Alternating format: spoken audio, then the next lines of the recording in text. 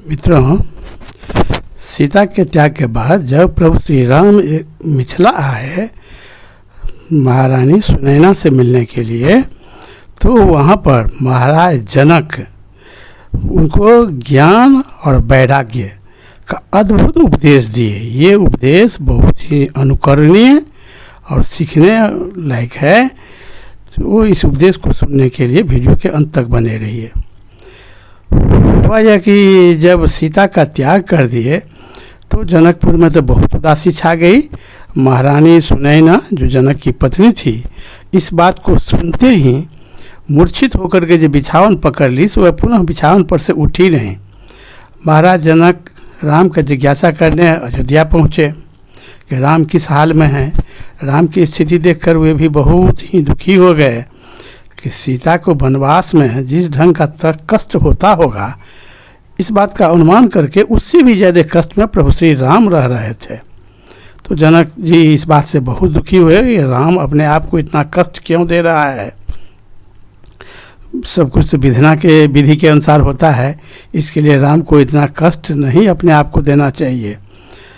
तो बात बात में महाराज जनक ने उनसे कहे कि राम, जिस दिन से सीता के त्याग का खबर सुनी है, उस दिन से तुम्हारी माता माने राम की सास जो बिछावन पकड़ी कलेजा पकड़ करके से आज तक बिछावन पर से उठी नहीं है और उनका हालत बहुत ख़राब है।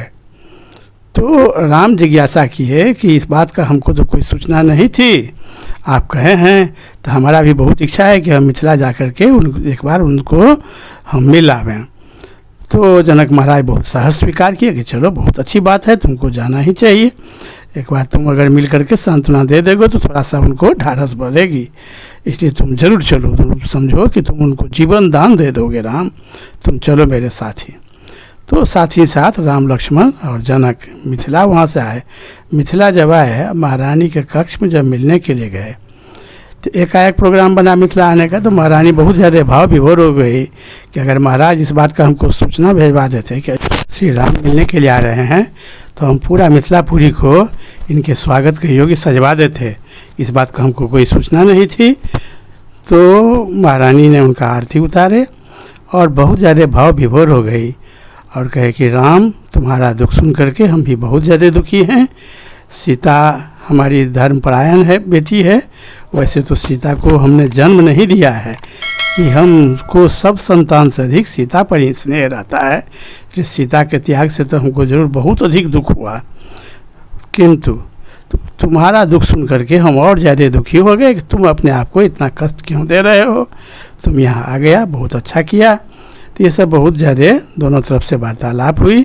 उसके बाद जब वहाँ से चलने लगे अयोध्या, तो महारानी ने महाराज जनक से कहे कि कुल देवी के मंदिर में ले जा कर के इन लोगों को पहले प्रणाम करवा दीजिए कुल देवी का, उसके बाद ही लोग अयोध्या जाएं तो अच्छा होगा। तो महाराज जनक बड़ा सहर्ष राम लक्ष्मण को लेकर के कुल देवी के मंदिर में चले। जब कुल देवी के मंदिर में गए तो इन लोगों ने कुल देवी को प्रणाम किए। महाराज जनक का कुल देवी का मंदिर बहुत ही पवित्र और हमेशा ही उसमें पूजा पाठ और हवन होते रहता था। महाराज जनक तो विदेह ऋषि थे, बहुत अच्छे ढंग से पूजा पाठ करते थे। तो उनका कुल देवी का मंदिर बहुत ही दर्शनीय था। तो वहाँ जा कर के राम और लक्ष्मण प्रणाम किए। उसके बाद वहीं पर कुल देवी के मंदिर में ही महाराज जनक राम को त्याग और वैराग्य और धर्म इस सब का शिक्षा दे दिए। कहे राम, आज मैं तुम्हें जीवन का मूल मंत्र बतला रहा हूँ। जीवन में सबसे मूल मंत्र है कि त्याग, वैराग्य और धर्म पूर्ण आचरण ही मनुष्य को हमेशा करना चाहिए, क्योंकि जिंदगी का यही मूल मंत्र है। पूर्णिमा और अमावस्या समय की गति के हिसाब से आते रहता है 15 दिन पर। तो न ही हमेशा पूर्णिमा की चांद रहती है, न ही हमेशा अमावस्या का अंधेरा रहता है। यही हाल मनुष्य के ज़िंदगी का है। अगर आज कोई किसी कारणवश हमको दुख हुआ है तो वह दुख भी सदा नहीं रहेगा, अगर सुख हुआ है तो वह भी सदा नहीं रहेगा। इस स्थिति में मनुष्य को अपने कर्म पर ही अटल रहना चाहिए, अपने कर्म का लक्ष्य निर्धारित करके और सुख और दुख को कुछ समझना ही नहीं चाहिए। न सुख अस्थायी है न दुख अस्थायी है। अपने कर्म पर ही मनुष्य को विश्वास करके उस पर आगे बढ़ते रहना चाहिए। जीवन का मूल मंत्र यही है। जब वहाँ से अयोध्या लौट करके प्रभु श्री राम आए तो गुरुदेव वशिष्ठ से मिल करके यही बात कहे कि महाराज जनक हमको ये बात बतलाए हैं। तो महर्षि वशिष्ठ ने भी बहुत प्रसन्नता व्यक्त की कि राम, इस तरह का ज्ञान महर्षि जनक ही दे सकते हैं, वो बहुत बड़े महर्षि हैं, इसलिए बहुत अच्छा ज्ञान दिए हैं, तुम इसको पालन करो।